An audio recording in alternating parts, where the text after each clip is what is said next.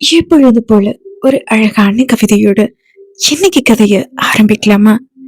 இறுக்கமான உன் நினைப்பில் அத்தனை வழியையும் மறந்து விடுகிறேன்.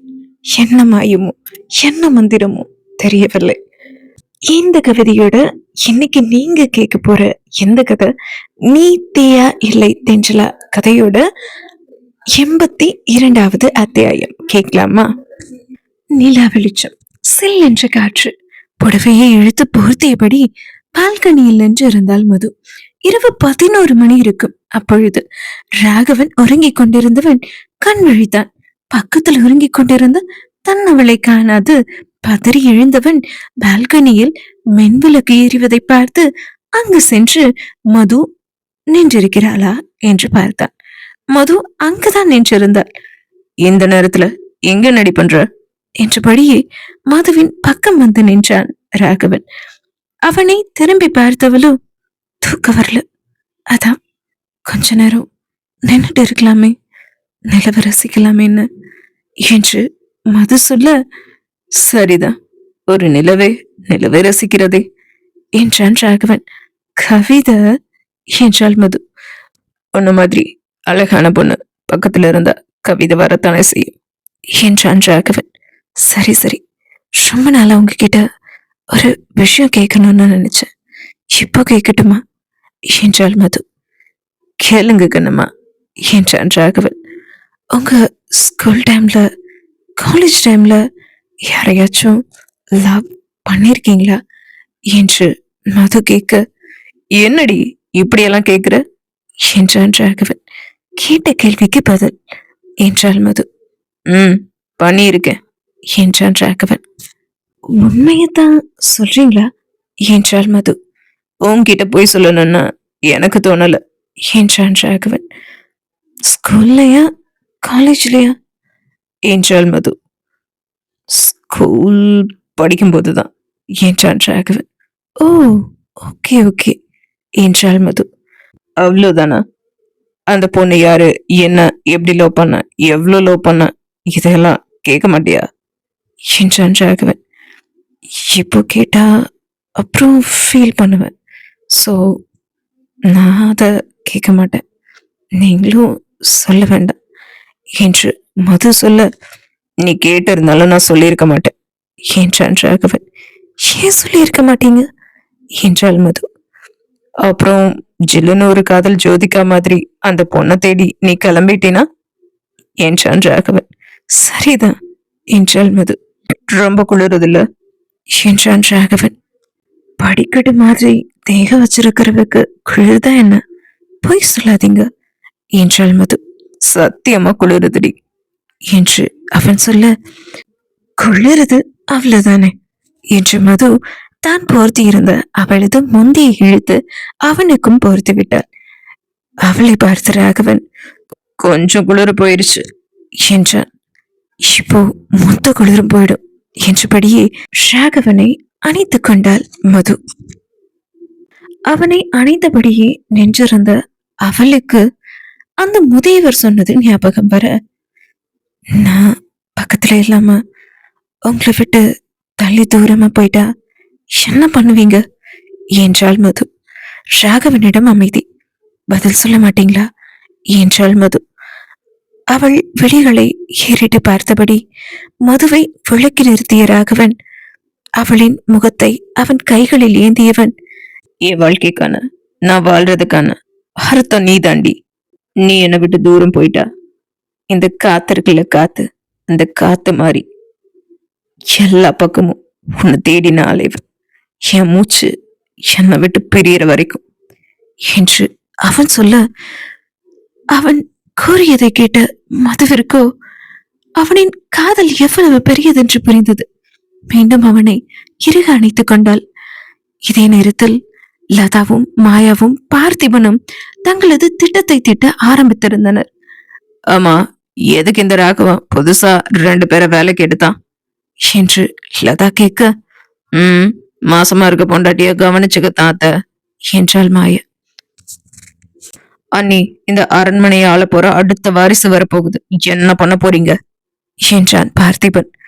அத்த, ராகவன் மாமாவை மீறி நம்மளால எதுவும் பண்ண முடியும்னு நினைக்கிறீங்களா என்ன என்றாள் மாயா. மாயாவை பார்த்து கேலியாக சிரித்த லதா பார்த்திபனிடம், இன்னும் நம்மளை பத்தி தெரியாம பேசிட்டு இருக்க இந்த மாயா என்று சொல்லவும், மாயா, ராகவன் இருக்கும்போதுதான் அவன் அண்ணன் ரகுவரன், அவங்க அண்ணி மகிழினி, அப்புறம் என் பொண்டாட்டி, அதாவது சஞ்சய் சீதாவோட அம்மா, 3 பேரையும் நாங்க கொன்னோம். கோவிலுக்கு போற வழியில அவங்க காரு பிரேக் டவுன் ஆகி ஆக்சிடென்ட் ஆகி நின்னுட்டு இருந்தது.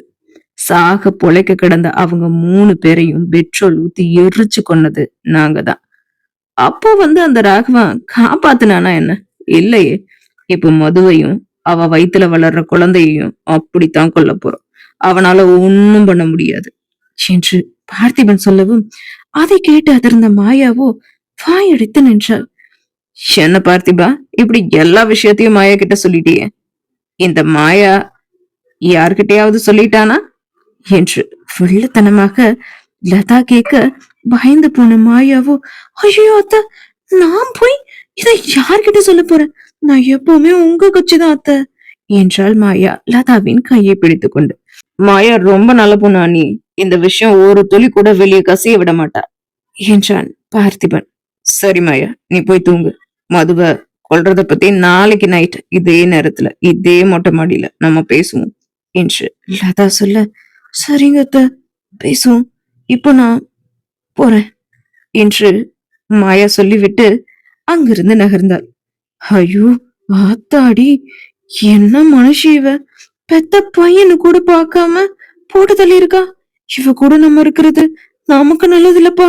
கொஞ்சம் கொஞ்சமா இவங்க சகவாசத்தை நாம கட் பண்ணணும் என்று மனதிற்குள் நினைத்தபடியே மாயா அவளின் அறைக்கு சென்று விட்டாள். ஏன்னா நீ மாயாவ கிளப்பி விட்டுட்டீங்க. நாம் அந்த மதுவை எப்படி கொல்ல போறோம், எங்க கொல்ல போறோம், எத்தனை மணிக்கு கொல்ல போறோம், இதெல்லாம் மாயாவுக்கு தெரிய வேண்டாமா என்று பார்த்திபன் கேட்க, மாயாக்கு எல்லாம் தெரிஞ்சா நிச்சயமா ஒரு நாள் இல்ல ஒரு நாள் நம்மள போட்டு கொடுத்துருவா. இப்போ நீ சொன்ன மாதிரி மகிழினி, ரகுவரன், அதுக்கப்புறம் உன் பொண்டாட்டி, இவங்களெல்லாம் நாம தான் கொன்னோம்னு சொன்னோம்ல, அதையவே நாளைக்கு சும்மா விளையாட்டுக்கு தான் சொன்னோன்னு அவகிட்ட மாத்தே சொல்லணும். இல்லன்னா ஆபத்து நமக்கு தான். எதையும் அவசரப்பட்டு மாயா கிட்ட சொல்லாத பார்த்திபா என்று லதா சொல்லு. சரிங்க நீ என்றான் பார்த்திபன். மது தனியா கார்ல கிளம்புற நேரமா பார்த்து அவ கார்ல பிரேக் ஒயரை கட் பண்ணிடுங்க. அப்புறம் அவ கதை அவ்வளவுதான், புள்ளையோட போய் சேர்ந்துருவா என்று லதா சொல்ல, சரிங்க நீ, ஆனா இப்போ மதுவதான் உங்க பையன் விட்டு பிரியறதே இல்லையே, அப்புறம் எப்படி இது சாத்தியம்? வேணும்னா இன்னைக்கு பிரேக் ஒயரை கட் பண்ணி ராகவனையும் சேர்த்து காலி பண்ணிடுவோமா என்று பார்த்திபன் கேட்க, அவன் போயிட்டா இந்த சொத்தையெல்லாம் யாரு பாத்துக்கிறது? உங்களால முடியுமா, இல்ல என்னாலதான் முடியுமா என்று லதா கேட்க, அதான் சஞ்சய் இருக்கான்ல நீ என்றார் பார்த்திபன். சஞ்சய்க்கு இன்னும் அவ்வளவு விவரம் வரல, அவனுக்கு சாமர்த்தியம் பத்தாது. சோ இன்னும் 2-3 வருஷம் ராகவனை விட்டு வைப்போம். எப்படியும் அது இறந்த பின்னாடி அவ இறந்த சோகத்திலேயே அவனும் போயிடுவான். சோ டோன்ட் வரி என்று லதா சொல்ல, இதையெல்லாம் மாடிப்படியின் ஓரம் நின்று கேட்டுக்கொண்டிருந்த சஞ்சய்க்கு நெஞ்சே வெடித்து விடும் போல இருந்தது. பெரிய அண்ணாவையும் அண்ணியையும் அம்மாவையும் கொண்டது நீங்களா? இவ்வளவு நாளா உங்களையா நல்லவங்கன்னு நம்பி இருந்த என்று யோசித்த சஞ்சய்க்கு ஆத்திரமும் அழுகையும் சேர்ந்தே வந்தது. உடனே அங்கிருந்து தன் அறைக்கு சென்று விட்டான் சஞ்சய். அவனால் ஒரு இடத்தில் நிற்க முடியவில்லை, அவனால் உட்கார முடியவில்லை. ஆத்திரத்தை அடக்க முடியாமல் கத்தினான். பொருட்களை எல்லாம் தூக்கி போட்டு உடைத்தான். தன் அம்மாவை நினைத்தும் பெரிய அண்ணாவை அண்ணியை நினைத்தும் அழுதான், கதறினான். தன் தந்தையை இப்படிப்பட்ட பாவத்தை செய்திருப்பார் என்று அவன் நினைத்து பார்க்கவே இல்லை. தன் மகனையும் மருமகளையும் பூமிக்கு வராத அந்த சின்னஞ்சிறு சிசுவையும் கொன்று இருப்பாள் என்று நினைக்க நினைக்க சஞ்சய்க்கு ஆத்திரமாய் வந்தது. இதுவரை இதையெல்லாம் சஞ்சய் கனவில் கூட நினைத்து பார்த்ததில்லை. மாறாக லதாவை பெற்ற தாயாக நினைத்தான் அல்லவா சஞ்சய். இதை நினைக்க நினைக்க அவன் மனம் தீயில் விழுந்த புழுவாய் துடித்தது. கோபத்தில் சஞ்சயின் கழுத்து நரம்புகள் வெடித்தது. காசுக்காக பணத்துக்காக பெத்த பிள்ளையும் கட்டின மனைவியையும் கொள்ளுறதுக்கு எப்படி மனசு வந்தது இவங்களுக்கு? இவங்களை எல்லாம் உயிரோட இருக்கவே விடக்கூடாது என்று எழுந்த சஞ்சய் அலமாரியில் இருந்த தனது துப்பாக்கியை எடுத்து பார்த்தவன் ஒரு கணம் அந்த துப்பாக்கியையே சிமைக்காது பார்த்திருந்தான். இதுங்க துப்பாக்கியால சாகணுமா? இல்ல இல்ல, இதை விட கொடூரமாத்தான் சாகணும் என்று யோசித்த சஞ்சய் துப்பாக்கியை அலமாரியில் வைத்துவிட்டு வரவேற்பறைக்கு சென்று அங்கிருந்த சோபாவில் அமர்ந்தான்.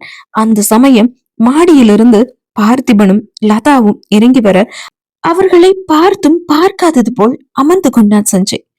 இவன் எதுக்கு இந்த நேரத்துல தூங்காம இங்க உட்கார்ந்துருக்கான் என்று யோசித்த பார்த்திபன் சஞ்சயின் பக்கம் சென்றார். சஞ்சய், என்னாச்சுப்பா, ஏங்க உட்கார்ந்துருக்க என்று பார்த்திபன் கேட்டார்.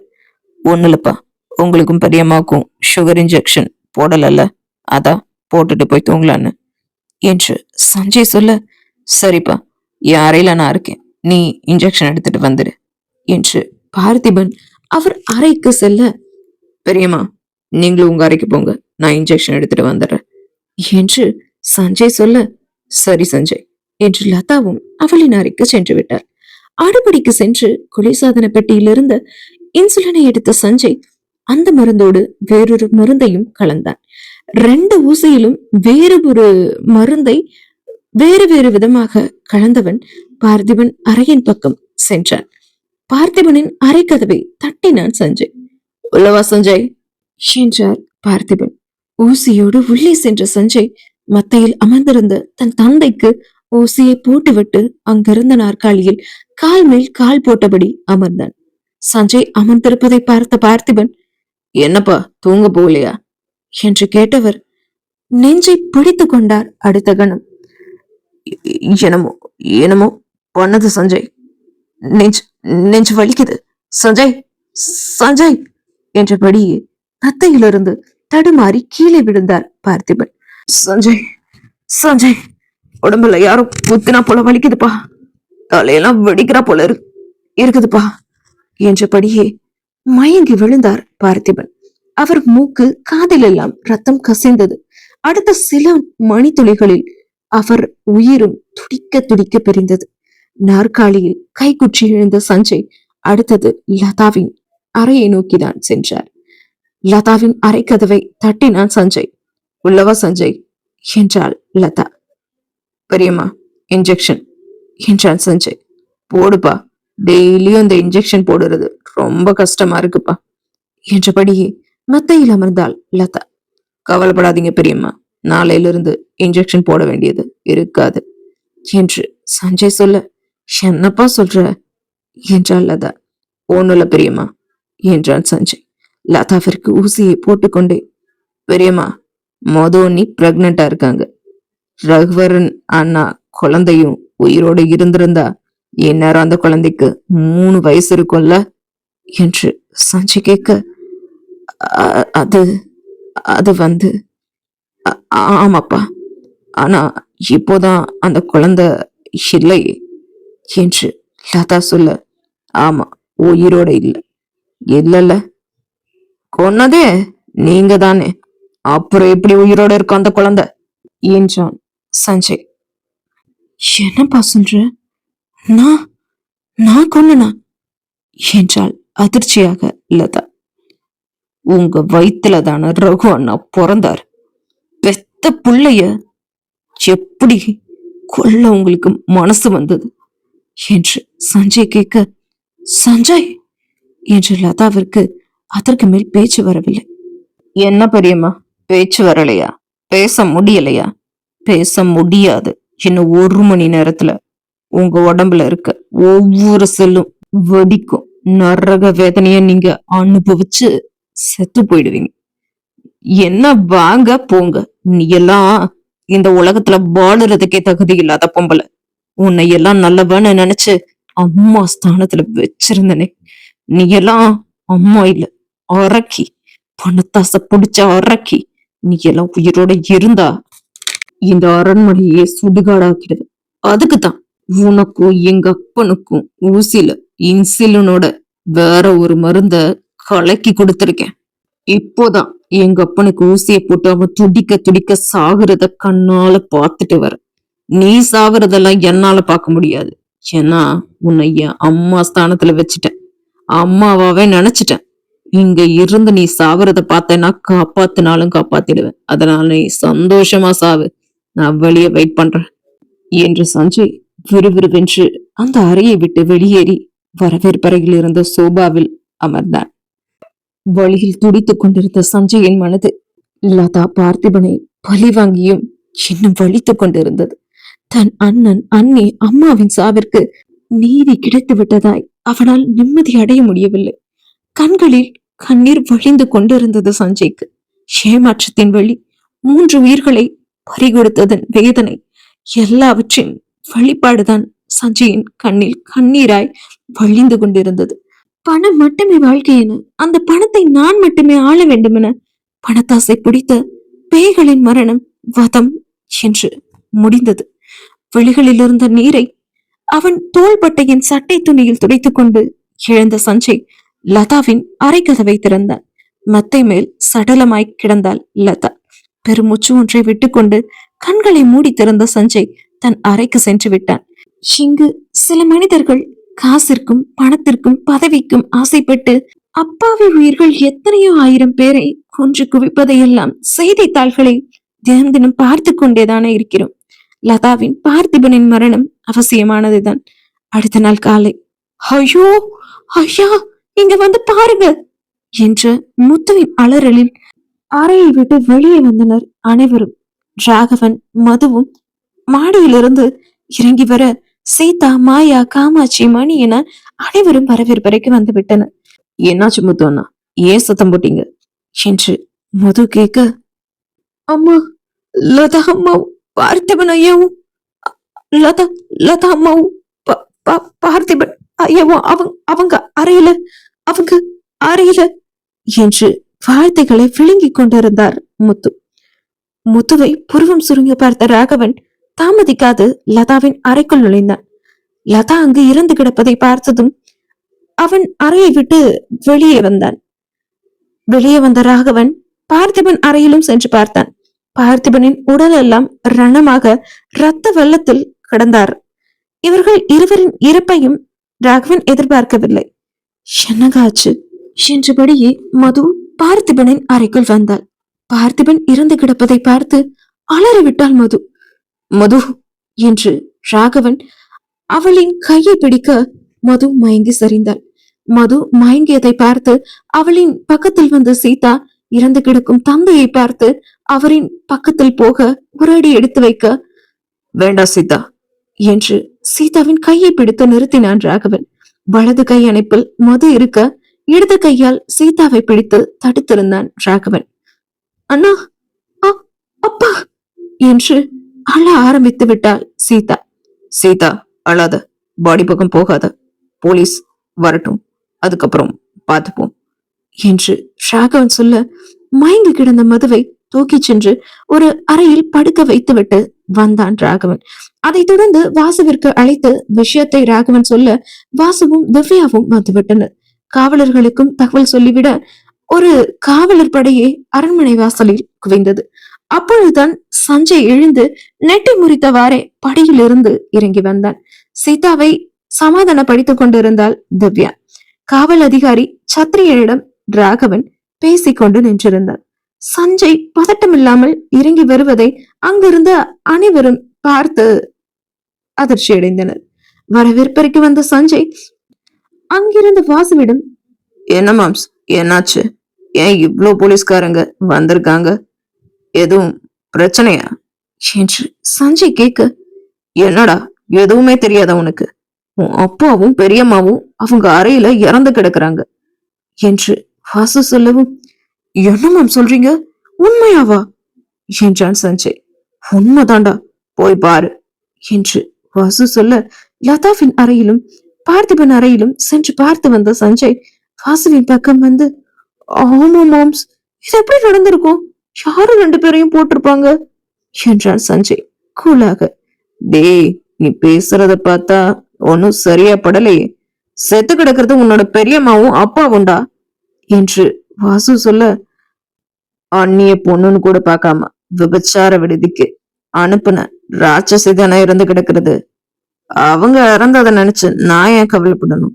அவங்க செத்தது நல்லதுதான் என்று சஞ்சய் சொல்ல, ஓ, அப்பாவை நினைச்சு கூட உனக்கு கவலை இல்லையாடா என்று வாசு கேட்க, ஐயோ, என் அப்பா என்னை விட்டு போயிட்டாரே மாம்ஸ் என்று வாசுவை கட்டிப்பிடித்து அழுவது போல் நடித்தான் சஞ்சய். டே டே, நீ ரொம்ப கவலைப்பட்டேன்னு தெரியுது, பெட்ரா என்ன என்றான் வாசு. அதைத் தொடர்ந்து அனைவரிடமும் விசாரணை நடத்தப்பட்டது.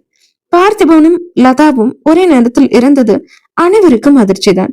பார்த்திபன் லதாவின் சாவு இயற்கையானதல்ல, அரண்மனைக்குள் புகுந்து யாரோ கொலை செய்திருக்கின்றனர் என்னும் விஷயமே அங்கிருந்தவர்களின் மனதில் நடுக்கத்தை ஏற்படுத்தியது.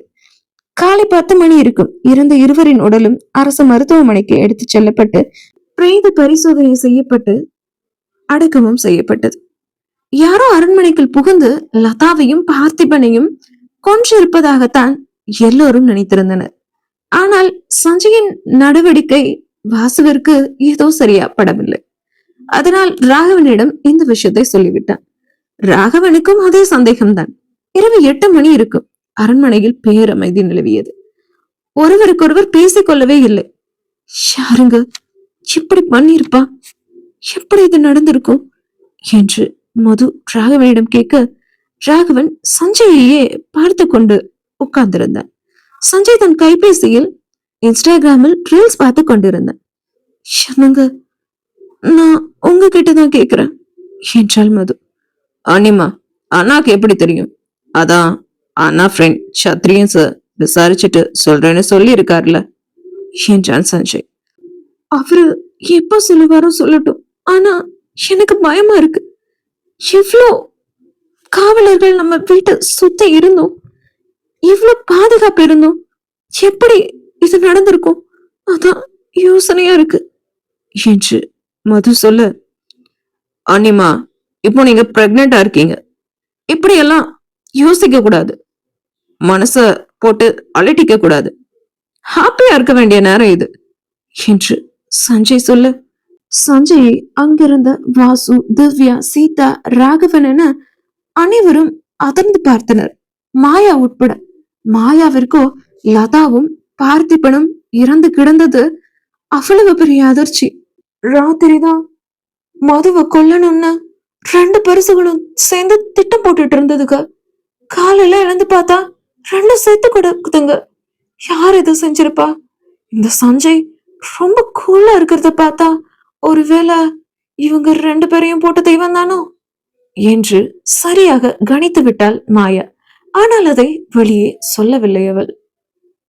எல்லோரும் வரவேற்பறையில் அமர்ந்திருக்க அங்கு வந்த மணி.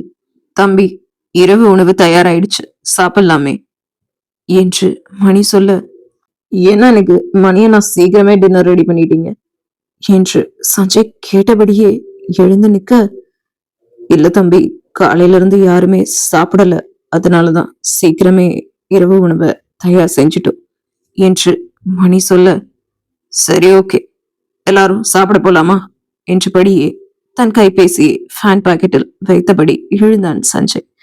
இப்போது வாசு, திவ்யா, மது, சீதா, ராகவன் உட்பட எல்லோருடைய விழிகளும் சஞ்சயின் மேல் படிந்தன.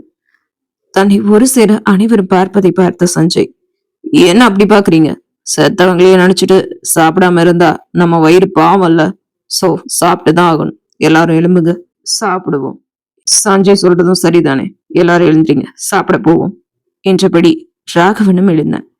மணியண்ணா, சாப்பாட்டை மாடிக்கு எடுத்துட்டு போய் வச்சிடுங்க, எல்லாரும் அங்கேயே சாப்பிடுவோம் என்று ராகவன் சொல்ல, சரிங்க தம்பி என்றார் மணி. மணியண்ணா இருங்க, நானும் வரேன், சாப்பாடெல்லாம் மாடிக்கு எடுத்துட்டு போகணும்ல என்றபடி திவ்யா இயல, திவ்யா இரு, நானும் வரேன் என்று எழுந்தவளை ஆச்சரியமாக பார்த்தனர் அனைவரும். எழுந்தது மாயா. மாயா இப்படி வேலையெல்லாம் செய்கிற ஆளே கிடையாது. ஆனால் திவ்யாவோடு அவளும் அடுப்படிக்கு சென்றாள்.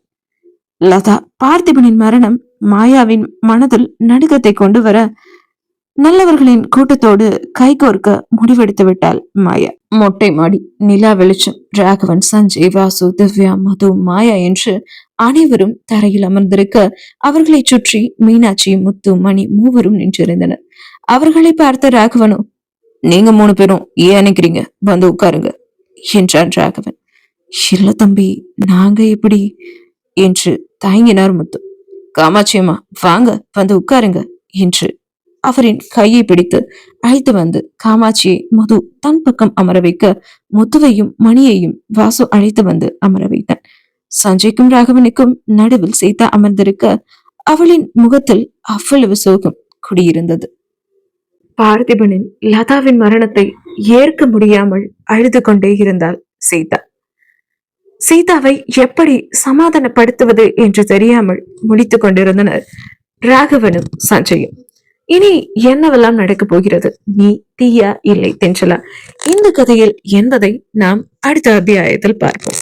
மக்களே, இந்த கதை உங்களுக்கு பிடிச்சிருந்தா மறக்காம சேனலை சப்ஸ்கிரைப் பண்ணிக்கோங்க. கதை எப்படி இருந்தது அப்படிங்கறத கமெண்ட்ல சொல்லுங்க.